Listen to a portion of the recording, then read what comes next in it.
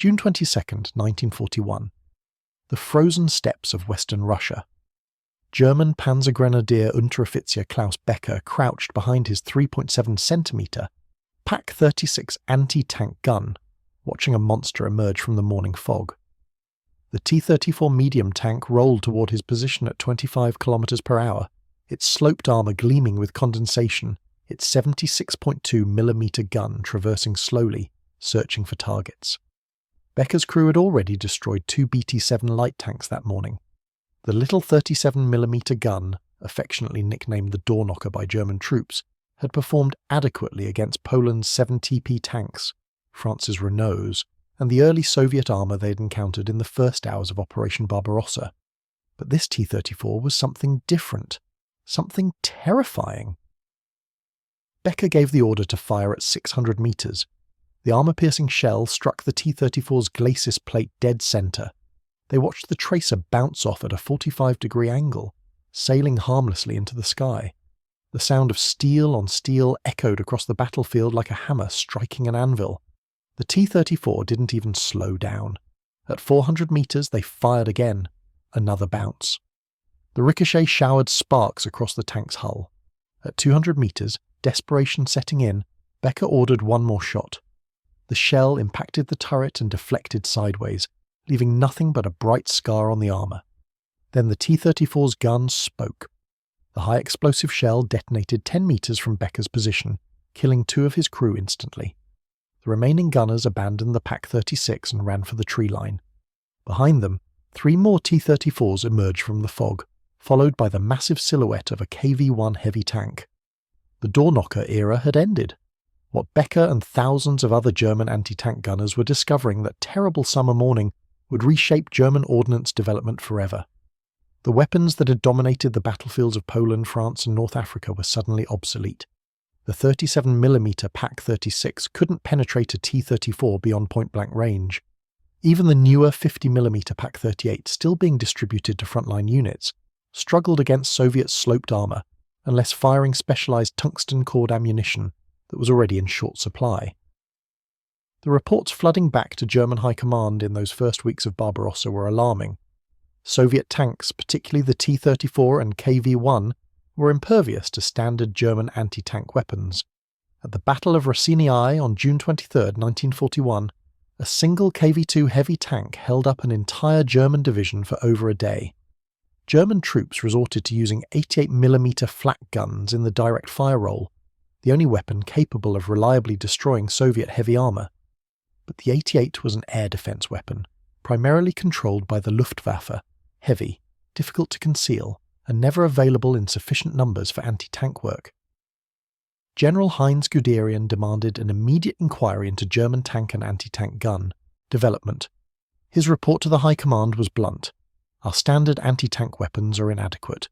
The enemy possesses armour that our troops cannot defeat with available weapons. Either we copy the T-34 directly, or we develop weapons capable of destroying it.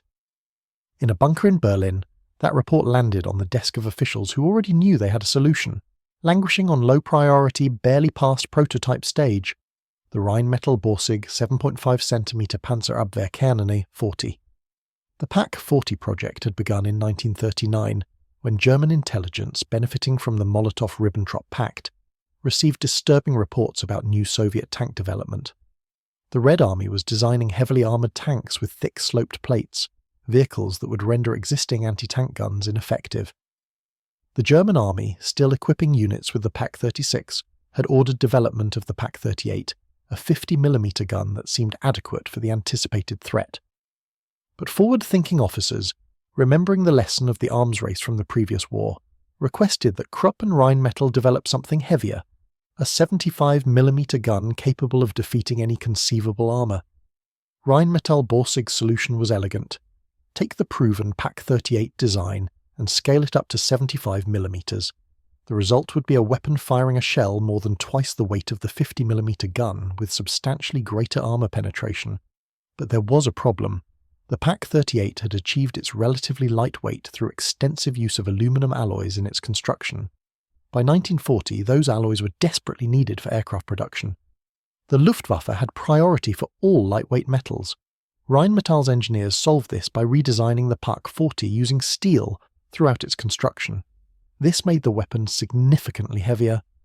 Where the Pak 38 weighed 830 kilograms in firing position, the Pak 40 would weigh 425 kilograms, a 72% increase.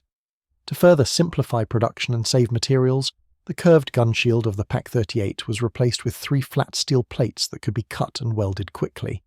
The prototype that emerged in 1940 was a formidable weapon, a 75mm L46 gun, meaning the barrel was 46 calibers long, 3.45 meters of rifled steel, a split trail carriage with rubberized wheels, a semi-automatic horizontal sliding breech that ejected spent shells automatically, allowing for rapid sustained fire, a muzzle brake to reduce recoil. The gun could depress 5 degrees below horizontal and elevate 22 degrees above, with a traverse of 65 degrees. But in 1940, with German panzers rolling through France and the Low Countries, sweeping aside everything in their path, the Pak 40 seemed unnecessary. The Wehrmacht was winning. The Pak 36 was performing adequately. The Pak 38 was entering production and would handle anything the British or French could field. The Pak 40 project was shelved. Low priority. Peacetime development speed. The first prototype was tested in November 1940 and found satisfactory, but production was authorized at only 15 guns per month. Then came June 22, 1941, and everything changed. Within 2 weeks of Barbarossa's launch, priority for the Pak 40 was raised to maximum. Production was accelerated immediately. Every available factory was ordered to begin manufacturing components. The first pre-production guns were rushed to the Eastern Front in November 1941, before mass production had even fully begun. By February 1942, production Pak 40s were rolling off assembly lines at 3 main facilities: Adeltwerke in Eberswalde, Gustloffwerke in Weimar, and Ostlandwerke in Königsberg. Each gun required 2,200 man-hours to complete and cost 12,000 Reichsmarks, approximately 50% more than the Pak 38, but German commanders didn't care about cost. They cared about killing T-34s. The gun that arrived at the front that winter was Germany's answer to the tank crisis. The complete system in firing position weighed 1,425 kilograms. With the trails closed for towing, it weighed 1,500 kilograms. Length in firing position was 6.2 meters. Height was 1.25 meters, low enough to be concealed behind berms or in prepared positions. The crew consisted of 5 men: a gun commander who directed fire and served as loader, a gunner who aimed and fired the weapon, and 3 ammunition handlers who kept shells flowing to the breech. In an emergency, a single well-trained soldier could operate the gun alone, though it greatly reduced effectiveness. The barrel itself was a masterpiece of German engineering. The rifling consisted of 32 grooves, right-hand twist, varying from 1 in 24 at the breech to 1 in 18 at the muzzle. This increasing twist imparted tremendous spin to the projectile, ensuring accuracy out to maximum range. The multi-baffled muzzle brake was crucial. The Pak 40 fired a much heavier shell than the Pak 38, generating substantially more recoil. Without the brake, the gun would have been nearly impossible to control. The brake redirected propellant gases sideways, reducing felt recoil by approximately 40%. This allowed the weapon to remain on target during rapid fire and reduced crew fatigue during extended engagements. The carriage was robust, designed to absorb punishment in combat conditions. The split trail design allowed for wide traverse and provided stable firing platform when opened. When closed, the trails formed a towing arm that could be hitched to a variety of prime movers. Standard towing vehicles included the Opel Blitz truck, the Stieg FZ11 half-track, the Stieg FZ 251 armoured half-track, and the Raupenschlepper Osttrack tractor. The gun shield, 3 flat steel plates welded together, provided frontal protection for the crew from small arms fire and shell splinters. It wasn't armour in the true sense. A direct hit from anything larger than a rifle would penetrate. But it was better than nothing, and in defensive positions, gun crews would often supplement it with sandbags, earth berms, or broken masonry. The sights were the standard ZF-38 used throughout the Wehrmacht, 3-power magnification with an 8-degree field of view. Later production runs featured an improved reticle that allowed better target leading and more accurate range estimation. Maximum effective range was 1/800 meters against moving armour. Maximum range for indirect fire with high explosive shells was 7,678 meters. A well-trained crew could achieve 14 rounds per minute. In practice, sustained fire rates averaged 11 rounds per minute, still exceptional for a gun of this size. The real power of the PaK-40 lay in its ammunition. The gun fired the same 75-740 mm cartridge used by the vehicle-mounted T-40 tank gun, though with a longer case and percussion primer instead of an electrical one. This standardization meant that tank destroyer units and towed gun units could share ammunition supplies, simplifying logistics. The standard anti-tank round was the Panzergranate 39, an armor-piercing capped ballistic cap shell with explosive filler. The APCBC design combined penetrating power with post-penetration lethality.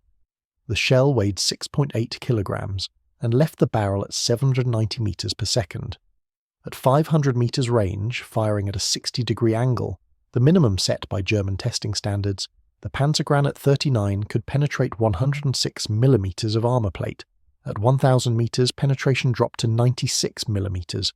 This was more than sufficient to defeat the T-34's frontal armor of 45 millimeters and even the KV-1's 75 millimeter hull armor, especially when shots were placed carefully.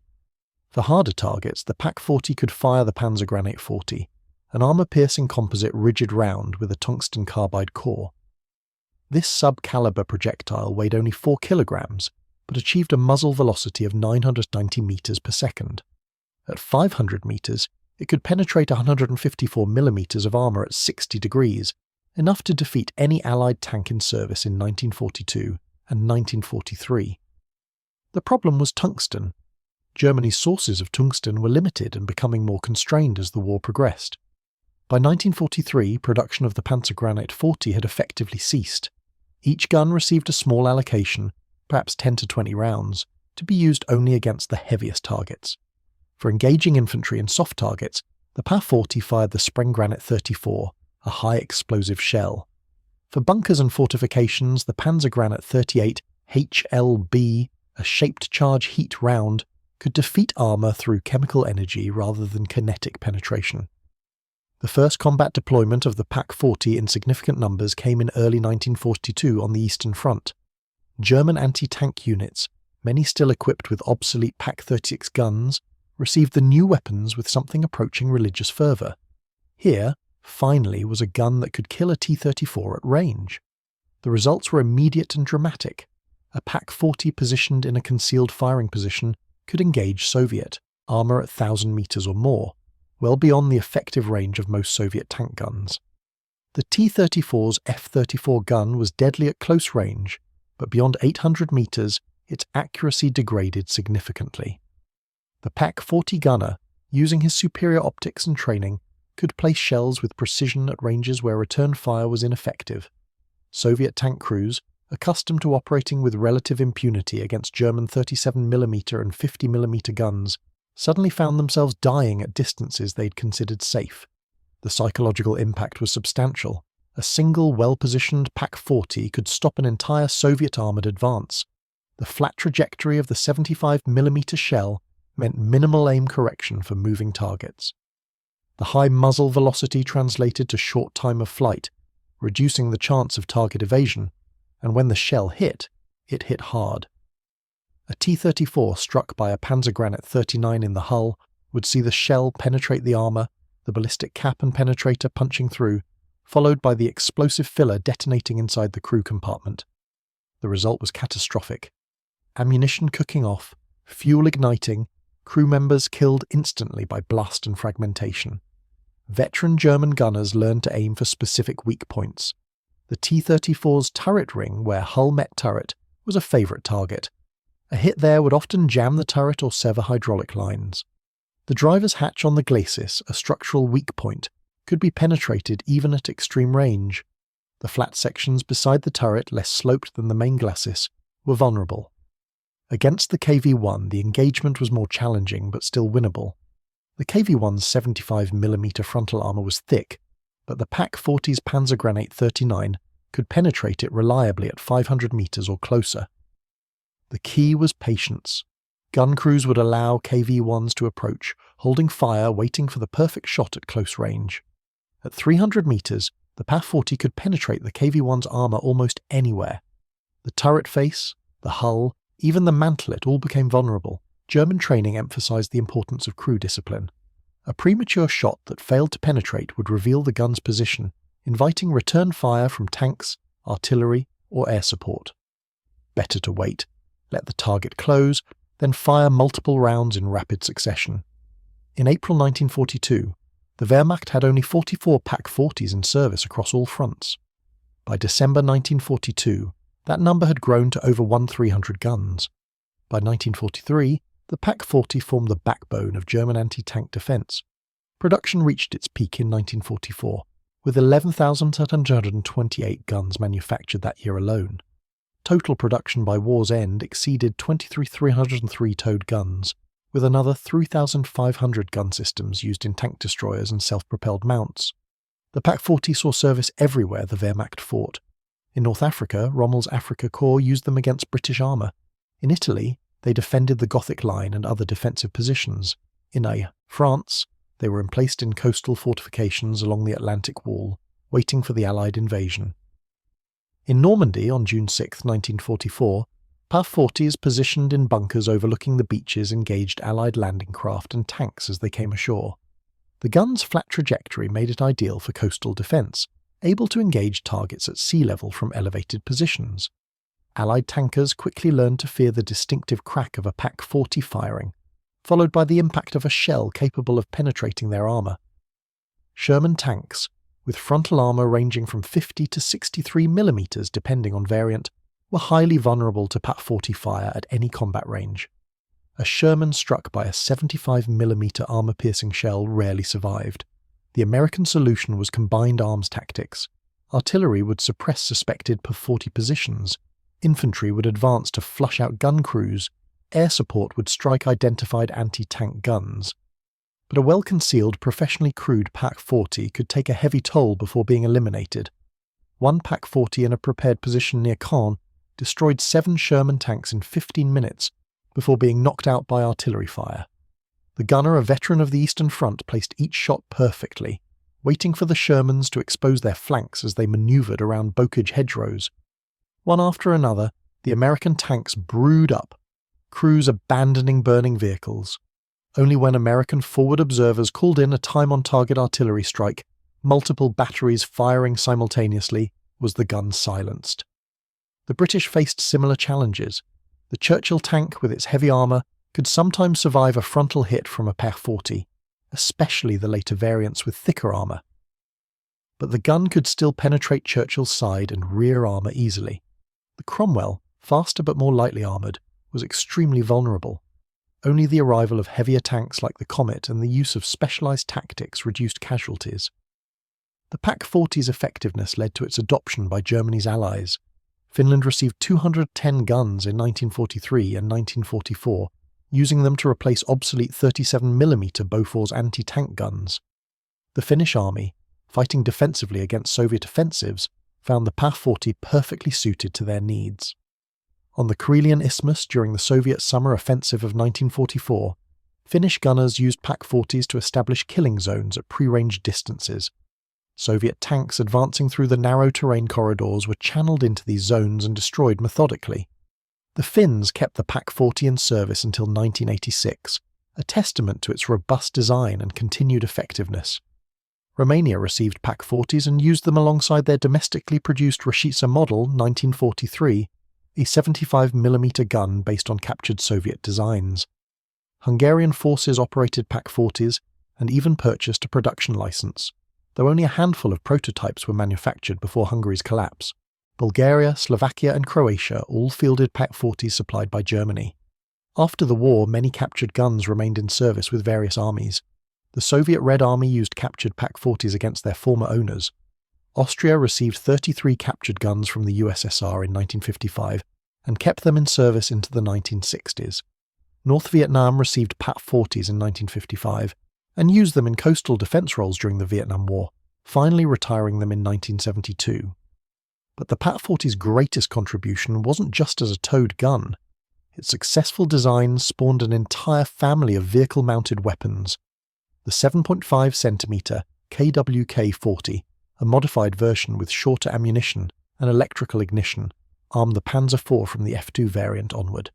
The same gun, designated Stück 40, equipped the Sturmgeschütz III and Fearsome guns.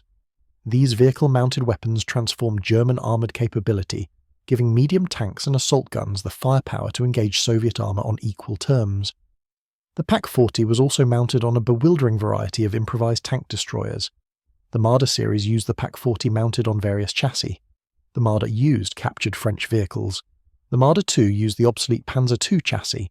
The Marder III used the Czech 38T tank chassis. All provided mobile, tank-killing firepower at a fraction of the cost of a true tank.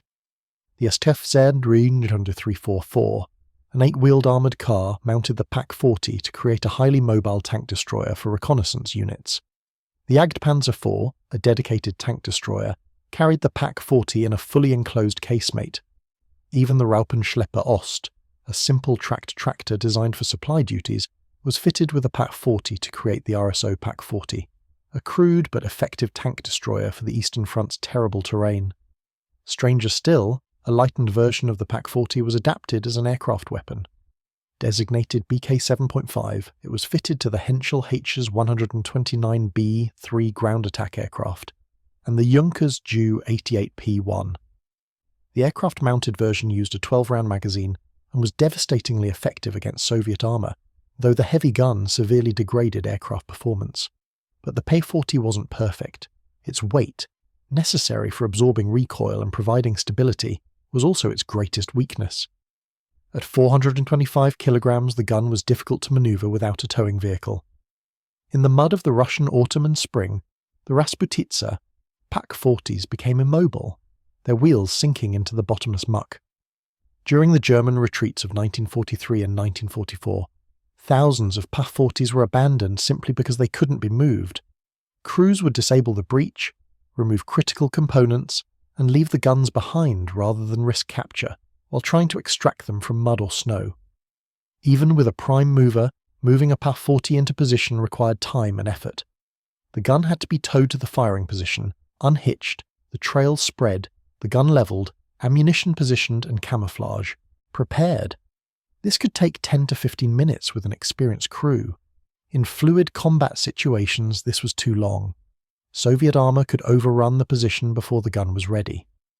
The limited traverse of 65 degrees meant that the entire gun had to be physically moved if targets appeared outside the engagement arc. 3 men lifting and shifting a 1,425 kilogram gun while under fire was nearly impossible. The gun shield, while better than nothing, provided inadequate protection against anything beyond small arms fire.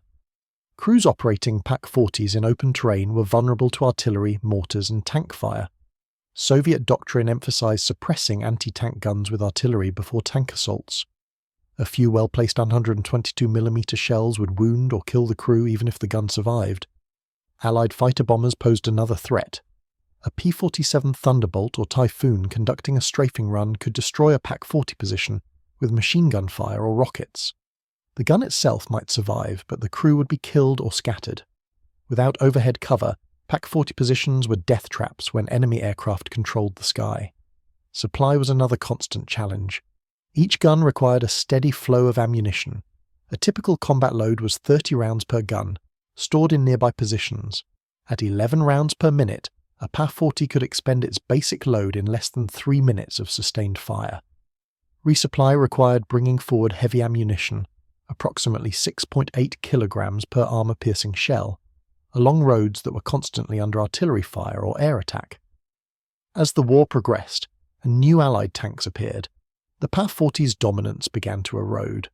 The Soviet IS-2 heavy tank, with its 120mm frontal armour, was effectively immune to Pak-40 fire except at very close range or with shots to the sides or rear. The American M26 Pershing, though arriving late in the war, had 100mm of frontal armour that could resist Pak-40 fire beyond close range.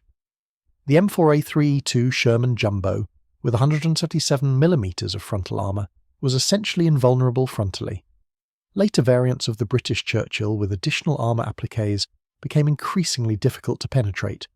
German doctrine evolved to compensate. Pak-40s were increasingly used in ambush positions, allowing heavy tanks to close to point-blank range where side and rear shots became possible. Multiple PaF-40s would be positioned to create crossfire, ensuring at least one gun could engage vulnerable aspects. But by 1944, these tactics were defensive reactions, not offensive capabilities. Germany developed heavier anti-tank guns to address the new generation of Allied armour. The 88mm PaK-43, derived from the famous flak gun, could defeat any Allied tank at any range. The monstrous 128mm PaK-44 could destroy the heaviest Soviet tanks at ranges exceeding 3,000 metres. But these weapons were produced in tiny numbers. The PaK-43 totalled only about 2,100 guns. The PaK-44 saw perhaps 50 units completed. The PaK-40 by contrast remained in production until the final months of the war, still effective against the majority of Allied armour. In the final year of the war, with Germany on the defensive everywhere, the PaK-40 transitioned to a dual-purpose role. The gun's 75mm calibre made it useful as impromptu artillery. With high explosive shells and indirect fire, PaK-40s could support infantry defence, break up attacks, and suppress enemy positions. A modified version, the FK7M59, was developed in 1944 with increased elevation, allowing it to achieve ranges exceeding 13 kilometres. While the PaF-40 was never intended as a field gun, desperate circumstances made it a valuable addition to artillery formations. Multiple batteries of PaK-40s, organised as field gun units and designated FK-40, provided fire support throughout 1945. The gun's semi-automatic breech and high rate of fire made it effective in the artillery role, though its limited elevation meant it couldn't match true howitzers for range or plunging fire. The final battles of World War II saw PaK-40s defending Berlin, the Ruhr Pocket, and the last German positions in the east and west. Gun crews, often composed of Volkssturm militia, Hitler Youth, or Luftwaffe personnel with minimal training, fought to the end. Some positions held until overrun by infantry. Others were silenced by tanks firing at point-blank range. A few were destroyed by their crews to prevent capture. When the war ended in May 1945, thousands of PaF-40s lay scattered across Europe. Some were intact, others damaged, many simply abandoned. The Allies gathered them up, studied them, and distributed them to various nations. The weapon that had been developed in desperation to counter Soviet tanks became, ironically, a mainstay of Eastern European armies facing NATO, still capable of destroying many Western tanks into the 1960s. The PaF-40's legacy extended beyond its combat record. It represented a pivotal moment in the evolution of anti-tank warfare. Before 1941, anti-tank guns were small, portable weapons, 37 to 50 millimeters, designed to be handled by infantry. The PaK-40 established a new paradigm: heavy, powerful guns that could defeat any armour at the cost of mobility. This balance between firepower and mobility would define anti-tank weapon development for the rest of the war and beyond. The gun also demonstrated the importance of industrial capacity in modern warfare. Germany produced over 23,000 PaF-40s while fighting a multi-front war, facing strategic bombing and dealing with chronic raw material shortages. This production achievement, similar to the mass manufacturing of the MG-42 machine gun and the CG-44 assault rifle, showed that even under extreme stress, well-designed weapons could be built in large numbers.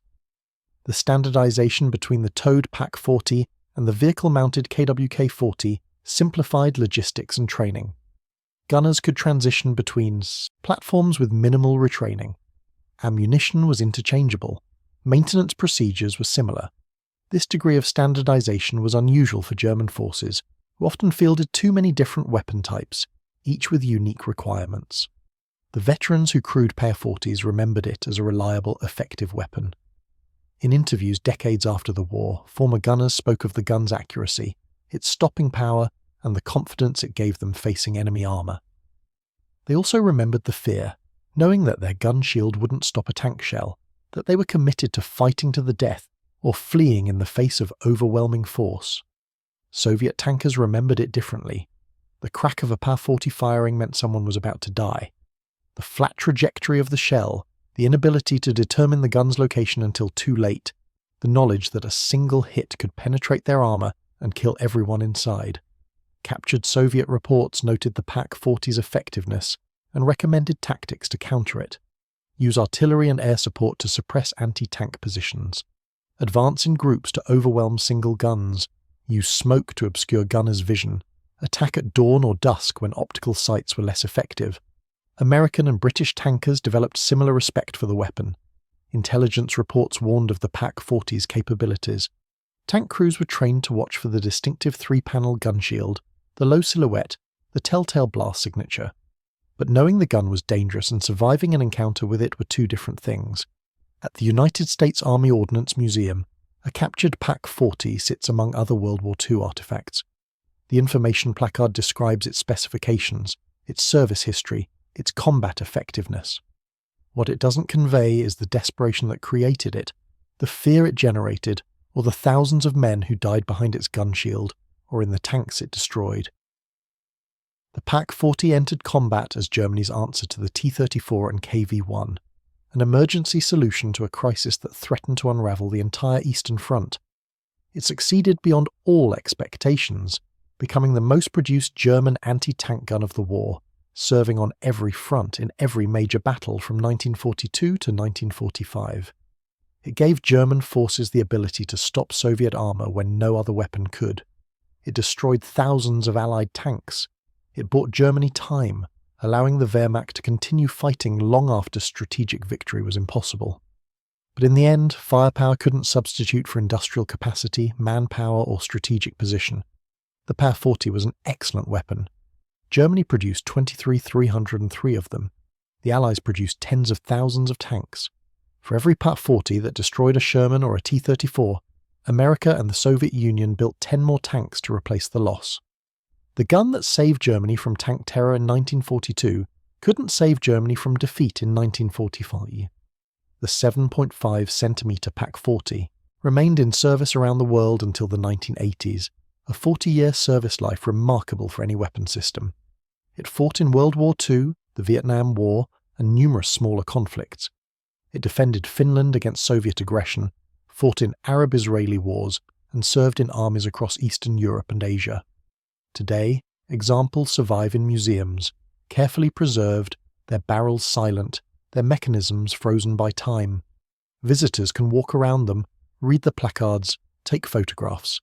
But they're looking at history made metal, a weapon that shaped the course of the Second World War as surely as any tank or aircraft.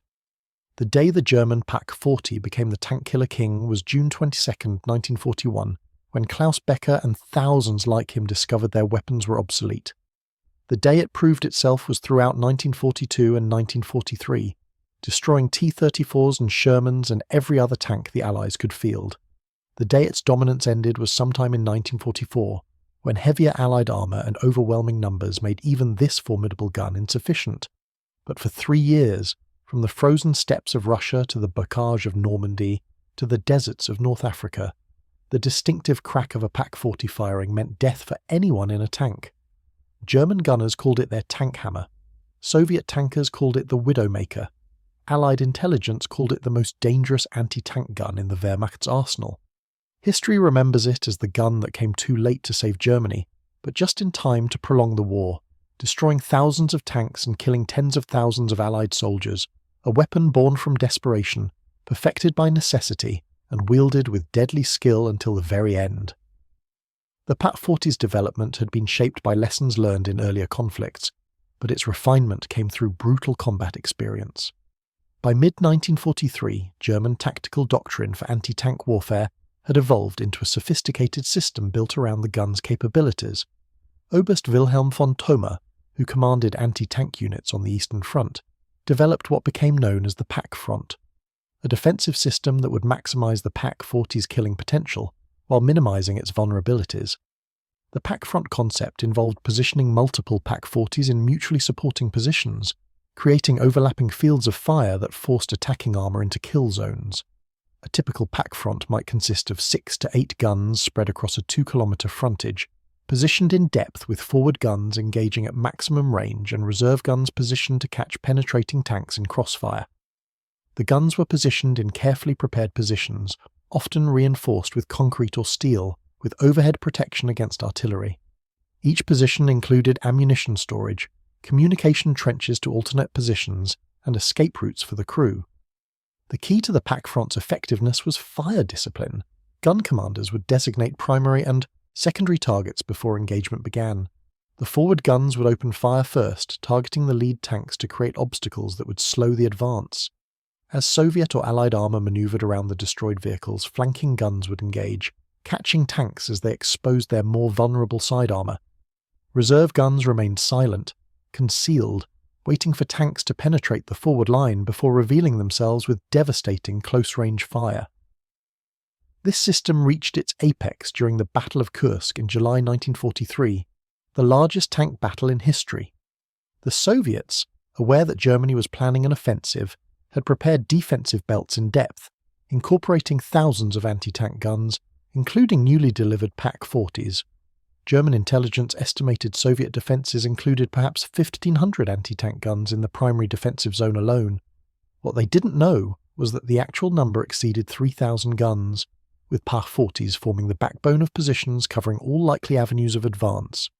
On July 5, 1943, when German armour began its assault, it rolled directly into the most sophisticated anti-tank defence ever constructed.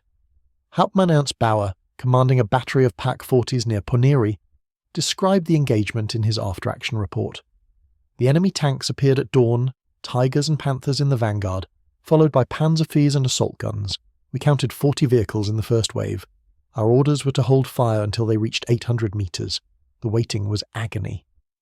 Our youngest gunner was 17 years old, a Luftwaffe auxiliary who had received 3 weeks of training. He was shaking so badly I thought he might break. At 800 metres, the entire battery opened fire simultaneously. The effect was devastating. 3 Tigers were hit in the first volley, one brewing up immediately, the other 2 stopping with track damage. The Panthers, faster and more manoeuvrable, tried to spread out, but our flanking guns caught them as they turned. A Panther struck in the side armour by a Panzergranate 39 at 600 metres simply exploded, the turret flying 20 metres into the air. Within 90 seconds, 11 German tanks were burning or immobilised. The survivors fell back, regrouped and attacked again, this time with infantry support and smoke. The battle lasted 6 hours.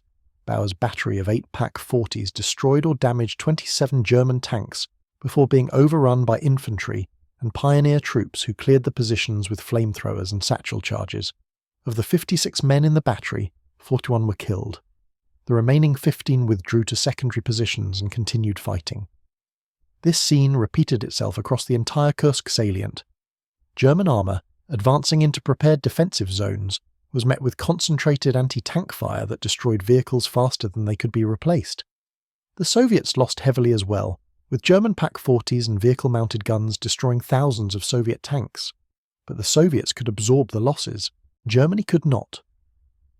The Battle of Kursk marked the end of German offensive capability on the Eastern Front and demonstrated that even the best anti-tank weapons couldn't compensate for strategic overreach and numerical inferiority.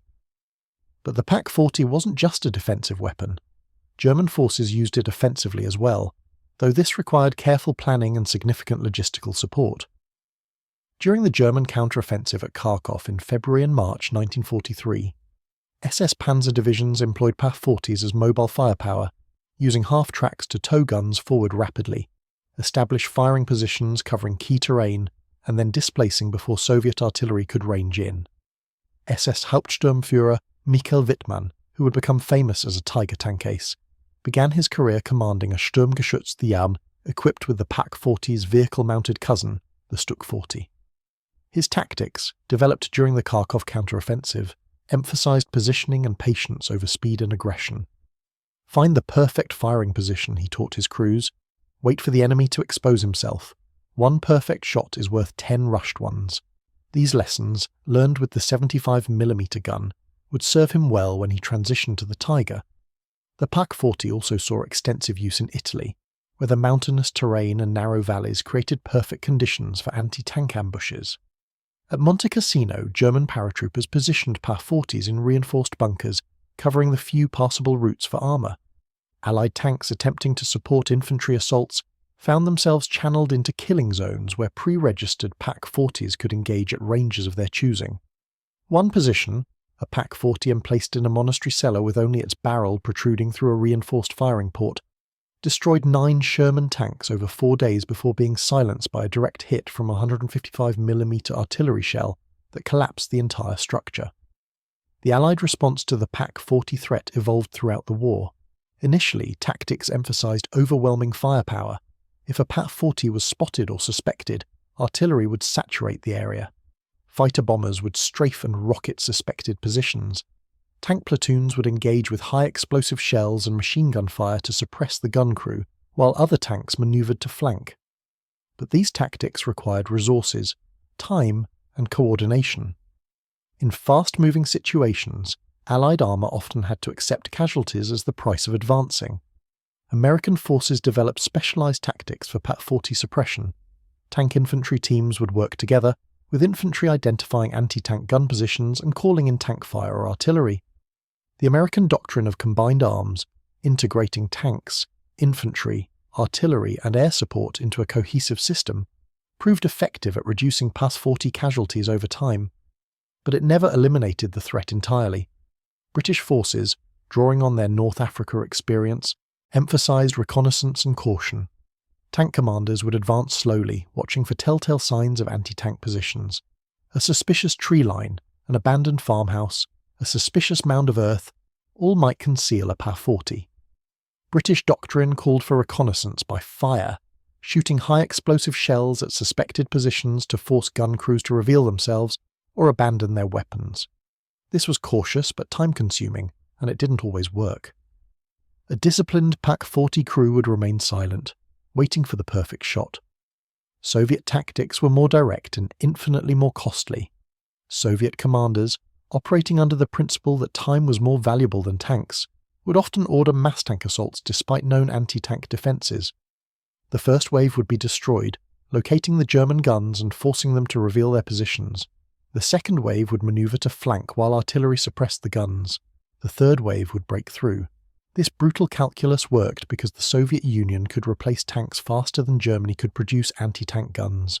But for the men in the first wave, it was a death sentence.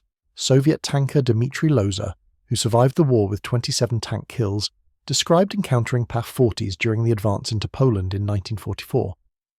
We knew the Germans had pulled back to prepared positions.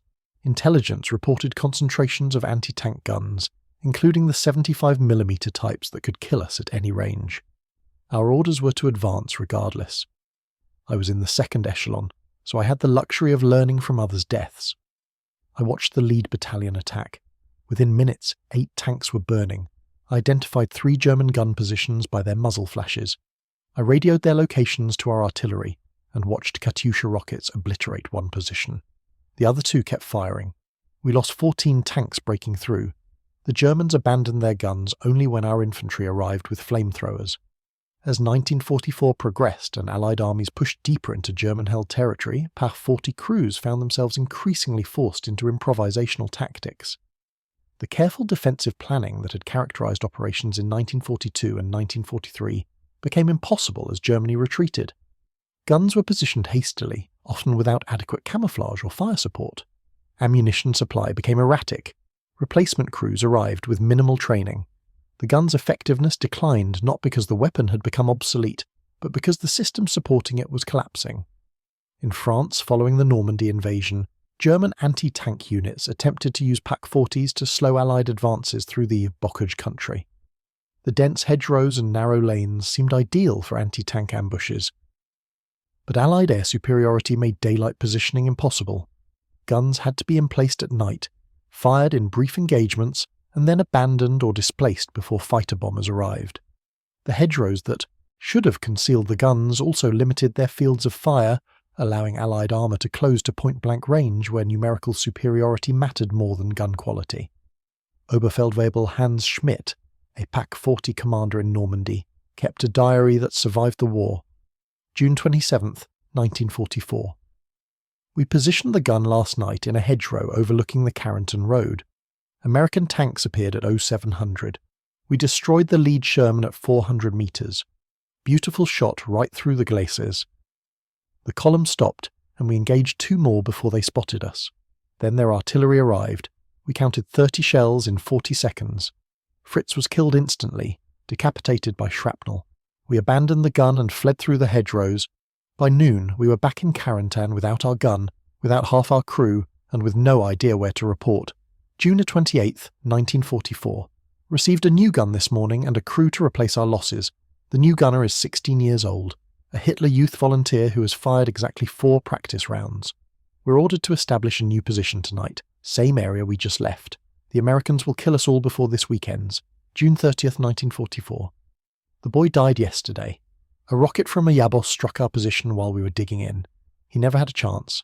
I'm commanding the gun alone now with 2 ammunition handlers, both Volkssturm over 50 years old who were issued rifles last week and reassigned to my crew yesterday. This is no longer war, this is murder.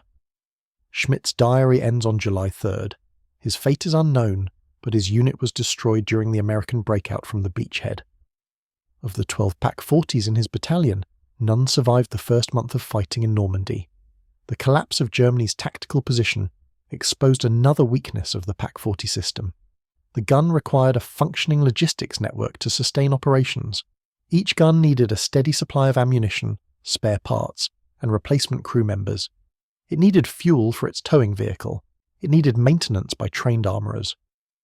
As Germany's infrastructure crumbled under Allied bombing and partisan attacks, keeping PaK-40s operational became increasingly difficult. Spare parts became critical. A broken breech mechanism could render a gun useless. A damaged recoil cylinder meant the gun would tear itself apart after a few shots. Worn rifling degraded accuracy. These components couldn't be field repaired. They required factory replacement parts that, by 1944, weren't arriving. Guns were cannibalized to keep others operational. Crews improvised repairs that would have horrified peacetime armourers, but kept guns firing for a few more engagements. Ammunition shortages became severe in 1945. Standard loads of 30 rounds per gun shrank to 15, then to 10, finally to whatever could be scrounged. Crews hoarded armour-piercing ammunition for enemy tanks and used high-explosive rounds for everything else. Some positions ran completely dry, forcing crews to abandon perfectly functional guns simply because they had nothing to fire. Despite these challenges, individual PaK-40s continued inflicting disproportionate casualties until the war's end. During the Battle of the Bulge in December 1944, German forces employed PaK-40s in ambush positions along narrow forest roads in the Ardennes. The thick woods and limited visibility negated Allied advantages in air power and artillery. American armour, advancing in column along single-lane roads, became trapped when lead vehicles were knocked out. On December 18, 1944, near Krinkelt-Rocherath, a single PaK-40 manned by a veteran crew from the 277th Volksgrenadier Division stopped an American armoured column for 6 hours. The gun, positioned in a stone barn with a perfect view down a forested road, destroyed the lead Sherman at 600 metres. The column, unable to manoeuvre off the road due to ditches on both sides, became trapped. As American tanks tried to reverse, the PaK-40 crew systematically destroyed 3 more vehicles. American infantry attempted to flank the position, but were driven back by German riflemen. Only when American engineers managed to push the destroyed tanks off the road with a bulldozer under cover of smoke could the column advance. By then the PaK-40 crew had withdrawn, their gun towed away by a captured American truck. In the east, as Soviet forces pushed into Germany proper in early 1945, PaK-40s formed the core of desperate last-stand defences. Positioned in the ruins of German cities, concealed in rubble and destroyed buildings, they engaged Soviet armour at suicidally close ranges. The urban terrain favoured defensive anti-tank warfare, allowing guns to be positioned with limited visibility until targets were at point-blank range. At Königsberg in April 1945, trapped German forces used PaK-40s in direct fire against Soviet assault troops as well as armour. The guns, firing high explosive and canister rounds, became improvised artillery supporting infantry counterattacks. Some crews welded additional armour plates scavenged from destroyed vehicles onto their gun shields, creating crude but effective protection. Others positioned their guns on upper floors of stone buildings, using the height advantage to engage enemy armour while protected by rubble and masonry. Lieutenant Gerhard Bolt, who survived the siege of Königsberg, recalled a PaK-40 crew that held a key intersection for 3 days. They'd positioned the gun in a brewery cellar with a narrow firing port overlooking the street. Soviet tanks would advance, and the gun would fire at ranges of 50 meters or less, destroying tanks before they could locate the source of fire. The Soviets tried everything: infantry assaults, artillery bombardment, even a flamethrower tank, but the gun kept firing. On the third day, Soviet engineers finally collapsed the building with demolition charges, burying the gun and crew. When we retook that position briefly, we found the gun still intact under tons of rubble. The crew had died at their posts. These last stands were tactically meaningless, but demonstrated the PaK-40's fundamental effectiveness. Even at war's end, with poorly trained crews and minimal support, the gun could still destroy enemy armour and exact a toll from advancing forces. The weapon itself had never become obsolete. The system supporting it had simply ceased to exist. The PaK-40's post-war service demonstrated its enduring value. When Soviet forces captured thousands of guns in 1945, they immediately incorporated them into their own arsenal, designating them 75 mm PTP OBR, 1940G. Soviet troops used captured PaK-40s during the final battles of the war and kept them in service throughout the late 1940s. The guns were particularly valued in training units, where they provided excellent anti-tank gunnery instruction without consuming scarce Soviet-produced weapons.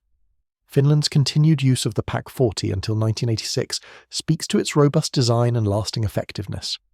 The Finnish army, having received guns during the Continuation War, maintained them meticulously, stockpiling ammunition and spare parts. During the Cold War, Finnish defensive plans positioned PaK-40s in fortified positions covering likely Soviet invasion routes. The guns were eventually replaced not because they were ineffective, but because ammunition was no longer being manufactured and barrel wear had become critical. Some Finnish PaK-40s fired fewer than 500 rounds in 40 years of service, their peacetime role requiring only occasional training shots. The Vietnamese use of PaK-40s during the Vietnam War represents the weapon's most unusual service. North Vietnam received approximately 50 guns from Eastern European sources in the mid-1950s, originally intended for coastal defense against potential American amphibious landings. While no confirmed instances exist of PaK-40s engaging American armor in Vietnam, the guns were emplaced in coastal fortifications around Haiphong and remained there until superseded by more modern anti-ship weapons in the 1970s.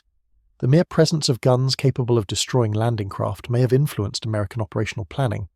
The technical aspects of the PaK-40 that contributed to its longevity were numerous. The gun's mechanical simplicity meant it could be maintained by personnel with basic technical training. Unlike more complex weapon systems requiring specialized tools and parts, a PaK-40 could be field stripped and serviced with ordinary hand tools. The semi-automatic breech, while sophisticated, was robust and reliable, requiring only periodic cleaning and lubrication. The ammunition, being entirely conventional, could be manufactured by any nation with basic industrial capacity. Several Eastern European countries produced PaK-40 compatible ammunition well into the 1970s, ensuring that guns in service worldwide could still be supplied. The shell design, while dating to the early 1940s, remained effective against armoured vehicles throughout the post-war period.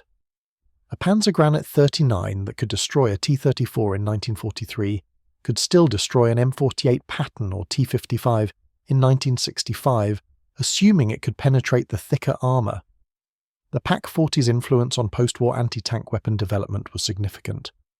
The Soviet 85mm D-48 anti-tank gun, introduced in 1953, followed similar design principles, a large-caliber gun on a split-trail carriage with a semi-automatic breech. The American 90mm M1 anti-tank gun, while developed independently, shared the PaK-40's philosophy of maximum firepower in a towed mount.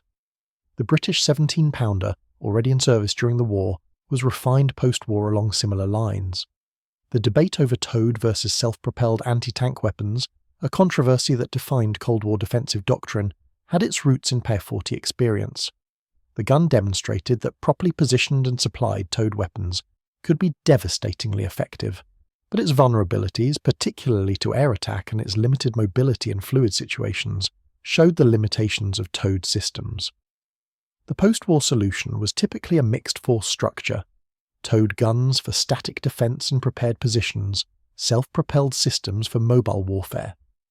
Comparative analysis of World War II anti-tank guns places the PaK-40 among the best weapons of its type. The Soviet 76 mm ZS-3, while produced in greater numbers, was primarily a field gun with anti-tank capability rather than a dedicated tank killer. The American 3-inch M5, roughly equivalent in performance, was produced in far smaller numbers and saw limited service. The British 17-pounder, with superior armour penetration, was heavier and more difficult to position. Only the German 80 mm Pa-43 clearly surpassed the Pa-40 in performance, but it was produced in a fraction of the numbers and was significantly heavier and more expensive. The cost-effectiveness of the Pak-40 made it Germany's most economically sound weapons decision of the war. At 12,000 Reichsmarks per gun, it cost roughly the same as 2 MG-42 machine guns, or 1/4 the price of a Panzer IV tank. Yet its tank-killing potential approached that of much more expensive systems. A battery of 4 Pak-40s, costing 48,000 Reichsmarks plus ammunition and support equipment, could defend a sector that might otherwise require a platoon of tanks costing 400,000 Reichsmarks or more. The manpower requirements were equally favourable. A Pak-40 required a crew of 5, plus towing vehicle operators and support personnel, perhaps 10 men total per gun. A tank required a crew of 5 plus maintenance and support, typically 20 men per vehicle. In a nation facing chronic manpower shortages by 1943, this efficiency mattered enormously. Germany could field twice as many anti-tank guns as tanks with the same manpower investment. Training time favoured the Pa-40 as well. A competent Pak-40 gunner could be trained in 6 to 8 weeks. A tank commander required 6 months minimum. As Germaned, training programs contracted under pressure of losses and resource shortages. The ability to rapidly produce anti-tank gun crews became critical. Late-war crews might arrive at the front with minimal training, but even poorly trained gunners could achieve kills if properly positioned and commanded. The psychological impact of the Pak-40 on both sides deserves consideration. For German troops, particularly infantry formations, the presence of Pak-40s provided confidence when facing enemy armour. The helplessness German infantry felt in 1941, watching T-34s roll through their positions immune to available weapons, was replaced by knowledge that effective anti-tank capability existed. This psychological factor, while impossible to quantify, contributed to defensive morale and fighting effectiveness. For Allied troops, the Pak-40 represented a persistent, lethal threat that required constant vigilance. Tank crews advancing into potentially hostile territory knew that a single concealed gun could destroy their vehicle in seconds. This knowledge influenced tactical decisions, slowed advances, and increased the tempo of supporting fire. The resources devoted to suppressing potential Pa-40 positions, thousands of artillery shells, hundreds of airstrikes, countless infantry patrols, represented a significant Allied investment, forced by the weapon's mere existence. The sound of a Pa-40 firing became iconic for both sides. The sharp crack, distinctly different from tank guns or artillery, was instantly recognizable. Allied veterans recall that sound with visceral clarity decades later. The crack meant someone had just fired an armour-piercing shell, likely at your tank or the tank beside you. German veterans remember it as the sound of defiance, their guns speaking against overwhelming enemy material superiority. The Pak-40's muzzle flash, a brilliant yellow-white burst visible even in daylight, often betrayed the gun's position. Experienced crews would fire one shot and immediately begin displacing, knowing that counter-battery fire would arrive within minutes. Some crews developed elaborate camouflage schemes, hanging wet canvas or breech in front of the muzzle to dissipate the flash, though this risked obscuring the gun's vision. Others relied on positioning, placing the gun in shadows or against dark backgrounds where the muzzle flash would be less visible. Accounts from gun commanders reveal the psychological stress of anti-tank warfare. Unlike tank crews who had armour protection and mobility, Pak-40 gunners were stationary, exposed and committed to fighting until victory or death. The decision to reveal your position by firing meant accepting that enemy attention would immediately focus on your location. Some commanders described the moment before firing as existentially terrifying, knowing that squeezing the trigger began a sequence ending in either enemy destruction or your own. The camaraderie among Pak-40 crews was intense. The 5 men operating, a gun plus the support personnel formed tight-knit units bonded by shared danger. Veterans' accounts speak of crews functioning with telepathic efficiency, each man knowing his role perfectly, shells loaded and fired in smooth rhythm, corrections called and executed without hesitation. The loss of a single crew member could devastate a gun's effectiveness, not just through lost capability but through shattered morale. One aspect rarely discussed in technical histories is the physical toll of operating a Pak-40. The gun was heavy, its controls required significant strength to operate, and combat engagements could last hours.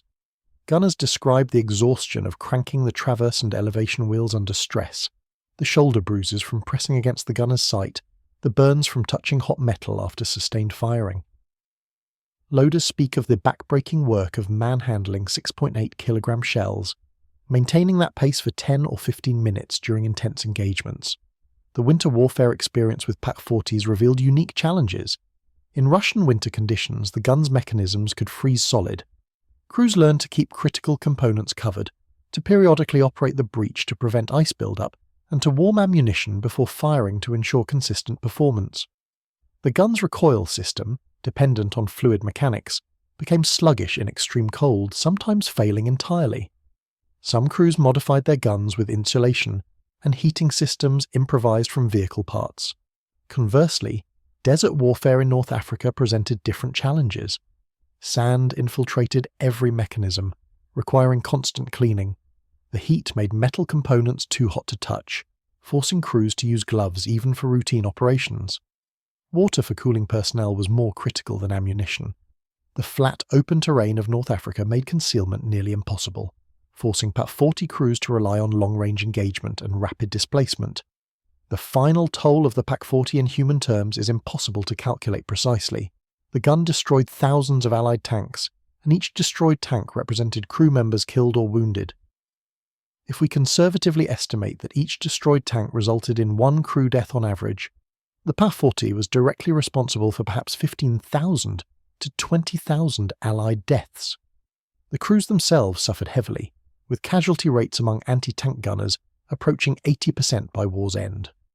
Of the estimated 115,000 German soldiers who served in Pak-40 crews at some point during the war, perhaps 90,000 were killed or wounded. These numbers, stark and horrifying, reflect the brutal arithmetic of anti-tank warfare.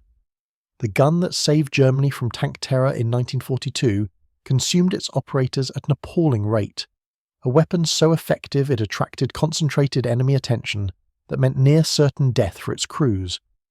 Yet volunteers continued manning these guns until the final day of the war, accepting their fate as necessary for defending their homeland, however misguided that defence had become.